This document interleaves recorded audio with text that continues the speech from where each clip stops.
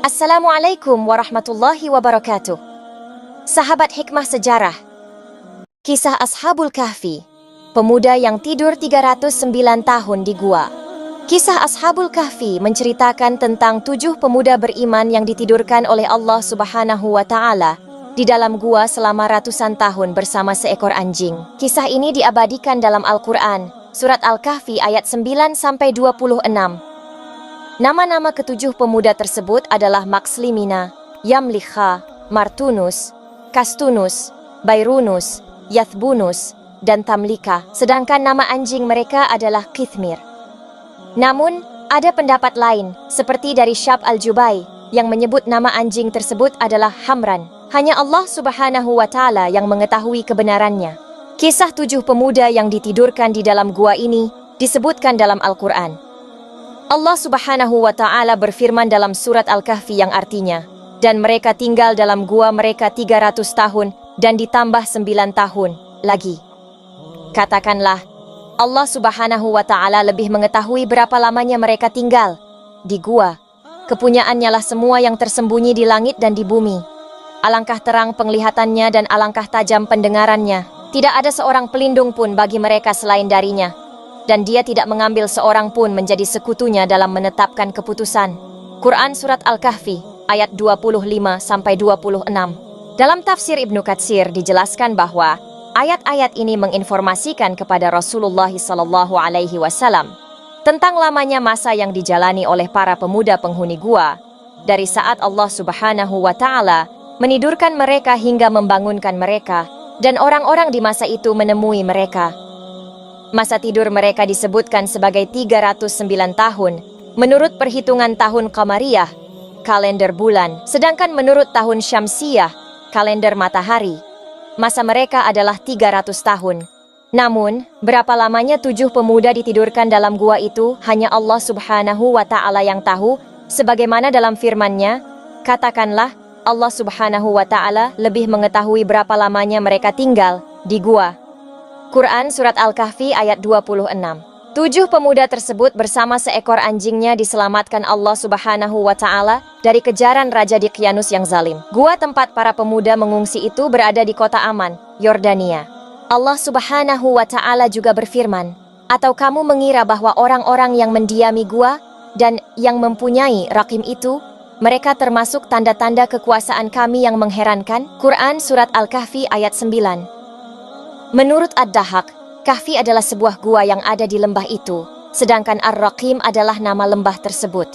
Ibnu Abbas mengatakan bahwa nama bukit itu adalah Banglius, sedangkan menurut Ibnu Juraij nama gua tersebut adalah Haizam. Ali Ibnu Abu Talha meriwayatkan dari Ibnu Abbas bahwa Ar-Raqim adalah sebuah prasasti. Sa'id Ibnu Jubair juga mengatakan bahwa Ar-Raqim adalah prasasti yang tertulis pada sebuah batu, di mana kisah Ashabul Kahfi ditulis dan kemudian diletakkan di pintu gua.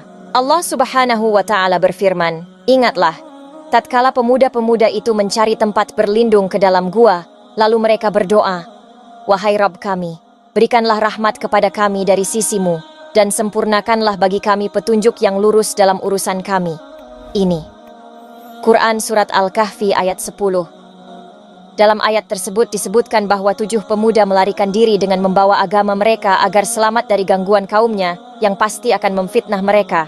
Mereka berlindung di dalam gua yang berada di suatu bukit sebagai tempat persembunyian agar kaumnya tidak mengetahui keberadaan mereka. Ketika hendak memasuki gua, mereka memohon kepada Allah Subhanahu wa Ta'ala agar rahmat dan kelembutannya dilimpahkan kepada mereka. Mereka berdoa sebelum masuk ke dalam gua agar mendapat anugerah, rahmat, dan petunjuk yang lurus dari Allah Subhanahu wa Ta'ala. Pada saat itulah mereka melarikan diri dari kaumnya dan berlindung di dalam sebuah gua. Ketika kaum mereka merasa kehilangan mereka, raja mereka mulai mencari-cari mereka. Menurut suatu riwayat, raja tidak berhasil menemukan mereka karena Allah Subhanahu wa Ta'ala menjadikan mata raja itu tidak dapat melihat mereka. Awalnya, ketujuh pemuda itu keluar menuju tempat perayaan kaumnya. Setiap tahun, kaum mereka selalu mengadakan perayaan di suatu tempat yang terletak di luar kota mereka. Mereka adalah para penyembah berhala dan tagut, yang selalu mengadakan kurban penyembelihan hewan untuk berhala sesembahan mereka. Raja mereka saat itu adalah seorang diktator keras kepala bernama Decianus. Raja Decianus menganjurkan rakyatnya untuk melakukan hal tersebut, menyeru serta memerintah mereka untuk menyembah berhala dan berkurban untuk berhala. Ketika orang-orang keluar menuju tempat perayaan mereka, para pemuda tersebut ikut keluar bersama bapak-bapak mereka dan kaumnya untuk menyaksikan apa yang diperbuat oleh kaumnya dengan mata kepala sendiri. Setelah menyaksikan perayaan itu, mereka menyadari bahwa apa yang dilakukan oleh kaumnya, yaitu bersujud kepada berhala dan berkurban untuknya, tidak boleh dilakukan kecuali hanya kepada Allah yang telah menciptakan langit dan bumi. Maka para pemuda itu meloloskan diri masing-masing dari kaumnya dan memisahkan diri di tempat yang terpisah jauh dari mereka, yaitu bersujud kepada berhala dan berkurban untuknya.